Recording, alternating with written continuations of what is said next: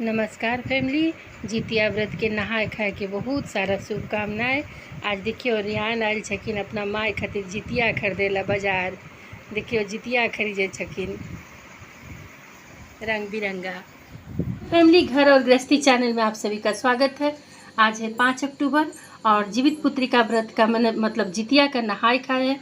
और नहाय खाए में हम सभी क्या खाते हैं चलिए दिखाते हैं। ये है नोनी का साग जो पूरे वर्ष में एक बार आता है। इसे मैं अच्छी तरह से चुन के धो के काट के रख ली हूँ। और ये है झिंगनी, जो छोटी छोटी झिंगनी नहीं होती है वो झिंगनी है। और बंडा है जिसे बंडा कंदा अलग अलग देश में अलग अलग भाषाओं में कुछ बोलते हैं। आप लोग के यहाँ क्या बोलते हैं बताइएगा। तो इसे छील के काट ली हूँ। और ये है व्रत का भोजन है। तो ये तो पूरी तरह से सात्विक बनता है। इसमें कोई लहसुन प्याज नहीं लगता है। तो इसके फ़ौरन के लिए मतलब तड़के के लिए सिर्फ मिर्ची, इसमें सिर्फ मिर्ची के तड़के लगेंगे। चलिए अब बनाते हैं। डाली हूँ चूल्हे पर एक कढ़ाई रख ली हूँ। इसी कढ़ाई में मैंने सुबह ठेकुआ पिड़किया छाना है, इसलिए देखिए ऑयल जल गए हैं। माज करके लेके आई हूँ साफ़ करके। और अब इसमें डालते हैं शुद्ध सरसों का तेल। आप पूजा के लिए अपना अलग तेल रखते ही होंगे, मैं भी रखी हूँ। और देखिए हाँ, सरसों के तेल हमारे जब ऑयल हमारे गर्म हो जाएंगे तब इसी जगह पर ही मिर्ची के तड़के लगेंगे। तड़के देखिए तड़क रहे हैं। मिर्ची बहुत ज़्यादा जलाना नहीं है हम सभी को। मिर्ची बस हल्की थोड़ी सी नरम पड़ जाएगी, मतलब लाली आ जाएगी मिर्ची में। देखिए अब जैसे कि लाली आ रही है मिर्ची में थोड़ी ग्रीन थोड़ी रेड चित्ती हो गई है। अब यहीं पर डाल देंगे नोनी के साग। और हाँ फ्रेंड, याद रखिएगा नोनी के साग में नमक ध्यान से डालिएगा, क्योंकि नोनी का साग जो है ना खुद नमकीन होता है। और इसमें अगर गलती से भी आप बाकी साग के जैसा बाकी सब्जियों जैसा नमक डालोगे ना तो कड़वे हो जाएंगे, मुंह में नहीं पड़ेंगे। क्योंकि ये साग आप लोग चख के देखिएगा, ये साग ऑलरेडी नमक से भरा हुआ है, ये नमकीन होता है। अब इसे चला देंगे। चला करके अब इसमें कुछ नहीं करना है, सिर्फ थोड़ा सा स्वाद अनुसार नमक डाल देना है। मैं डाल देती हूँ स्वाद अनुसार नमक। ना इसमें कोई मसाले को डालना है, ना हल्दी डालना है, कोई चीज़ नहीं डालना है, सिर्फ स्वाद अनुसार थोड़ा सा हल्का सा नमक बस डाल करके ढक देंगे। और इसे चलाते रहेंगे, बीच बीच में खोल के चलाते रहेंगे। आप ढक के भी बना सकते हो, नहीं भी ढक सकते हो, क्योंकि ये तो भुजिया के जैसा बनेगा। पूरा साग के जैसा जो होता है ना, बाकी साग सब महीन एकदम हो जाता है, उस टाइप से नहीं रहता है, थोड़ा लड़छा लड़छा टाइप का रहता है। गल चुकी है। इसे अच्छी तरह से उलट पलट करके चला करके इस तरह से फैला करके भूनते रहेंगे। इसे ढक देते हैं। अब ये नहीं हुआ तब तक, जब तक हमारी नोनी साग बन रही है तब तक चलिए कंदे और झिंगनी की सब्जी की तैयारी कर लेते हैं। देखिए हम लोग व्रत की थाली बना रहे हैं तो पूरी सात्विक तरीका से बनाना है। तो बहुत से लोग हैं कि मछली वछली खाते हैं, पर आप ही खुद से सोचो किसी भी व्रत में मांसाहार क्या करना चाहिए? बिल्कुल नहीं करना चाहिए। और वैसे भी हम लोग तो ब्राह्मण लोग हैं, हम लोग के यहाँ तो कभी नहीं खाया जाता है। खाते हैं, बहुत सारे लोग खाते हैं। तो चलिए ये बना लेते हैं झिंगनी और कंदा की सब्जी। तो इसमें क्या लगेगा दिखा देते हैं। देखिए 8 से 10 दाने काली मिर्च है, थोड़ी सी अदरक है, थोड़े से लाल मिर्च है। लाल मिर्च आप अपने तीखे के अनुसार डाल लीजिएगा। 1 चम्मच जीरा है। अब इसे पीस लेते हैं। जब तक ये बन रही है तब तक मसालों को ग्राइंड कर लेते हैं, फिर बनाते हैं नोनी और कंदा और इसकी क्या बोलते हैं झिंगनी, दोनों की हमारे पीस चुके हैं। अब इसी में डाल देते हैं हल्दी और थोड़ी सी लाल मिर्ची डाल देते हैं। बस अब नोनी की सब्जी हो जाएगी तो फिर बंडे की सब्जी बनाते हैं। फ्रेंड्स हमारा नोनी का साग बन करके हो गया है तैयार। अब इसे एक प्लेट में निकाल लेते हैं। अब इसी कढ़ाई में बनाते हैं कंदा और झिंगनी की सब्जी। बहुत टेस्टी दिख रही है ना। देखिए नोनी के साग बन करके हो गई है कंप्लीट। ये हमारी व्रत वाली नोनी का साग। अब इसे यहाँ रख देते हैं। अब चलते हैं इसी कढ़ाई में हम बनाते हैं बंडे की सब्जी।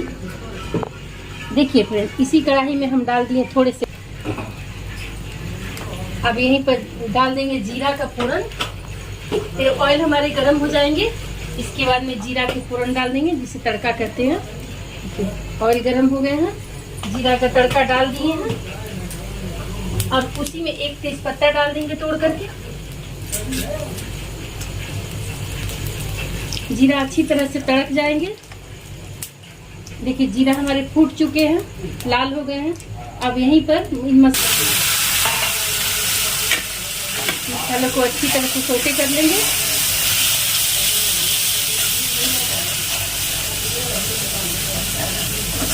इसी तरह से मसालों को भून भून करके चलाएंगे। बस 5 मिनट चलाएंगे मसालों को भून भून करके। इसमें फिर झिंगनी और कंदा दोनों को डाल करके फिर भूनेंगे। मसालों से ऑयल सेपरेट हो रहे हैं। अब इसी जगह पर डाल देंगे सब्जियों को। इसे भी अच्छी तरह से मिला लेंगे मसालों में। अभी मैं नमक नहीं डालूंगी इसमें। और यहीं पर डालेंगे हम थोड़ा सा आमचूर पाउडर, क्योंकि कंदा जो होती है ना वो ओल और कच्चू की प्रजाति होती है। तो उन सभी सब्जियों में तो थोड़े खट्टा दिया जाता है, कोई किसी में टमाटर दिया जाता है। खट्टा अगर अवेलेबल ना हो किसी चीज़ का तो टमाटर देते हैं, टमाटर अवेलेबल ना हो तो खट्टा देते हैं। तो इसमें फिर आप पड़ेंगे आमचूर पाउडर। आपके पास आमचूर पाउडर डालिए, ऑप्शन में सब कुछ है, नींबू भी डाल सकते हैं। अब इसे अच्छी तरह से भून भून करके चला करके खूब भूनेंगे। नमक इसमें भी नहीं डालेंगे। अभी लाल करके इन्हें भूनेंगे, फिर थोड़े इसमें पानी जाएंगे, नमक जाएंगे। देखिए फ्रेंड, भून भून करके लाल हो गया है। मसाला कढ़ाई छोड़ रहा है, मसाला छोड़ रहा है, ऑयल सेपरेट हो रहे हैं सब्जी में। अब इसी स्टेज पर तो थोड़ा सा पानी डाल देंगे। बस हो गया सब्जी। अब इसे ढक देंगे। अब जब तक सब्जी यहाँ पक रही है तब तक हम चलिए तैयारी कर लेते हैं आटे की, मड़ुआ के आटे की। आइए फ्रेंड, कंदे की सब्जी को थोड़ा देख लेते हैं। देखिए अब हो गए हैं से तैयार, लटपट लटपट ग्रेवी में पक करके। अब इन्हें निकाल लेते हैं।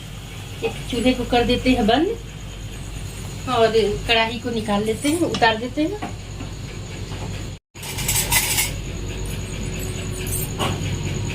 देखिए कंदे की सब्जी बनकर के, लजीज सब्जी बनकर के हो गई है तैयार। और आप सभी बताना कि आपकी दीदी की रेसिपी सब आप सभी को कैसी लगती है। ओके, अब चलिए हम चल करके तैयारी करते हैं मड़ुए के आटे की रोटी की। मड़ुआ का आटा है, इसे हम लगा लेते हैं। देखिए इसे लगाने के लिए पहले बीच में गड्ढा कर लेंगे। और मेरी रेसिपी के अनुसार आप सभी बनाओगे तो बिल्कुल भी नहीं मड़ुआ के आटा फटेंगे, रोटियां फटेंगी। अब देखिए गर्म पानी है, सुसुम पानी है, थोड़ा सा ले लिए हैं। अब इसे डालेंगे। सुसुम से थोड़ा हार्ड है, अच्छी तरह से इसे मिलाते रहेंगे। गर्म पानी में ही आप सभी मड़ुए के आटे को मिलाइएगा। इससे क्या होगा ना, रोटियां नरम बनती हैं। हार्ड कड़ी कड़ी रोटियां नहीं बनती कि दांतों से उसकी कुश्ती लड़नी पड़ जाए। जैसे हम मकई का आटा सानते हैं ना, उसी तरह से मड़ुआ का भी आटा लगाया जाता है। अब इसे अच्छी तरह से मिला देंगे। थोड़े से पानी और डाल देते हैं। गर्म पानी से आप सभी आटों को मिलाओगे, गूंदोगे तो रोटियां सॉफ्ट होंगी, फटेंगी नहीं और बनाने में भी आसान रहेगा। इसी तरह से करके अब हम हाथों की सहायता से इसे मिला लेते हैं। ये हाथों की सहायता से इसे मिला करके इस तरह से हथेलियों से इसे रगड़ रगड़ करके मिलाएंगे। और इसकी सबसे पहले तो इसकी डो बना लेंगे। डो बनाने के बाद ही अंदाज़ा लगेगा कि हाँ कितना पानी लगेगा कितना नहीं। छोटी सी डो बना लीजिए इस तरह से, और बाकी जितनी बची हुई है उसमें आप अंदाजे से पानी डाल दीजिए। इसे भी मिला लेते हैं। अच्छी तरह से इसकी डो बना करके खूब अच्छी तरह से मसल करके इसे तैयार करेंगे। थोड़े से पानी और जाएंगे। बस हो गया। अब इसे अच्छी तरह से डो बना करके देखिए फिर अब डो में बंध गए हैं। अब इन्हें थोड़े से दो भाग में तोड़ेंगे और यहाँ साइड रख देते हैं। और एक भाग जो बचे हैं इन्हें हाथों की सहायता से इस तरह से मल करके मसल करके, जिस तरह से मकई के आटे की रोटियों को मसलते हैं, इसकी सहायता से आप मलिएगा, हथेलियों की सहायता से। इस तरह से मलेंगे और दबाएंगे, मलेंगे और इस तरह से दबाएंगे। अब ये डो हमारी हो गई है तैयार। देखिए ये डो बन करके तैयार हो गई है। इस डो को यहाँ हम कटोरी से ढक करके रख देंगे। इसे हम कटोरी से ढक देंगे और ये वाली जो हमारी डो है इसकी रोटियां बना के तैयार करेंगे। तवा यहाँ हमारा गर्म हो गया है। अब हम एक रोटी की लोई को उठाते हैं और हाथों में इस तरह से लगा लेते हैं थोड़ी सी घी और रोटी को इस तरह से हाथों में दबाते हैं। चकले पर भी लगा लेते हैं थोड़ी सी घी, थोड़ी बेलन को भी मसाज कर देते हैं। अब थोड़े थोड़े करके इसको बहुत प्यार से बेलेंगे। देखिए नहीं फट रही है ना। देखिए बहुत से लोग रोटियां बनाते हैं, मैं YouTube में भी देखी हूँ, उनके किनारे फट जाते हैं। बट देखिए इस तरह से आप गर्म पानी में सानोगे ना, आटे को गूंदोगे तो एकदम किनारे नहीं फटेंगे। देखिए गोल गोल रोटियां आपकी बन करके हो जाएंगी तैयार। अब तवे पर थोड़ी सी घी को इस तरह से मसाज कर देंगे। अब भाई व्रत वाली रोटी बन रही है। अब रोटी को इस तरह से डाल दिए। अब चलिए दूसरी रोटी की कर लेते हैं तैयारी। दूसरी रोटी को भी इसी तरह से घी में मसाज दे देंगे। आप हाथों पर भी ठोक ठोक करके बना सकते हो इस तरह से करके, पर उतनी मेहनत कौन करने जाएगा। इससे अच्छा है बेलन ही चला दीजिए। गोल गोल रोटियां बन करके हो जाएंगी तैयार। आप परथन लगा के भी बना सकते हो। इस तरह से बनाओगे ना तो भले टेढ़ी मेढ़ी होंगी पर खाने में बहुत ही स्वादिष्ट होंगी। अब ये उलट लेते हैं रोटियों को।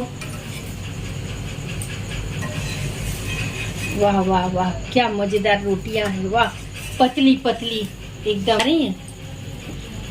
इस तरह से पकाएंगे उलट पलट करके ताकि कच्चा ना रहे। इस तरह से घी लगा देंगे। आप सूखा भी बना सकते हो पर घी लगा के बनाओगे तो बहुत ही जबरदस्त लगेगी। घी लगने की वजह से तवा तो हीट है। और देखिए किस तरह से रोटियां पक रही हैं। ये सब घी की वजह से धुआं धुआं टाइप का हो रहा है। इसी तरह से उलट पलट करके जबरदस्त रोटियां बना करके कर लेंगे तैयार। अब रोटियां हमारी पक जाएगी तो एक प्लेट में रख लेंगे। देखिए एक प्लेट में एक रोटी बन चुकी। अब दूसरी रोटी डाल देते हैं।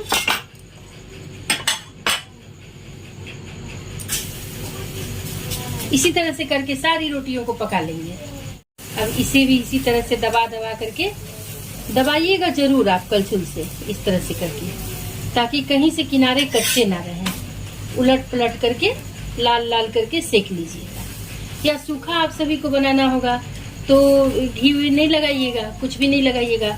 इस तरह से जैसे रोटियां बनाया जाता है उलट पलट करके उसी तरह से करके फिर गैस के फ्लेम पर सेक लीजिएगा। लेकिन मैं तो व्रत की चीज में कोई भी फलाहारी हो, कोई भी व्रत की चीज हो तो गाय का शुद्ध घी इस्तेमाल करती हूँ, क्योंकि वो देवर्षि भोजन है और ये शाक्तिक आहार बन रहा है तो इसमें बहुत ही अच्छा होता है। लेकिन बहुत लोग को घी नहीं पसंद होता है तो सूखी बना करके खाइएगा। देखिए फ्रेंड व्रत की थाली बन करके हो गई है तैयार। और कैसी लगी आप सभी को, आप सभी की दीदी की रेसिपी। देखिए अब मड़ुए के आटे की रोटी, नूनी का साग और कंदा और झिंगनी की सब्जी बन करके हो गई है तैयार। और जीवित पुत्री का व्रत की हार्दिक शुभकामनाएं सभी माताओं और बहनों को। और ये है व्रत की थाली, आप सब इसी तरह से बनाइएगा, खाइएगा। बहुत ही जबरदस्त रेसिपी है और बहुत आसान तरीके से आपकी दीदी बनाती है। ठीक है फैमिली, आप सभी को हमारी वीडियो पसंद आए तो प्लीज हमारे चैनल को सब्सक्राइब कर लीजिएगा, फ्रेंड और फैमिली में शेयर कीजिएगा। ओके, फिर मिलती है दीदी एक अगली रेसिपी में।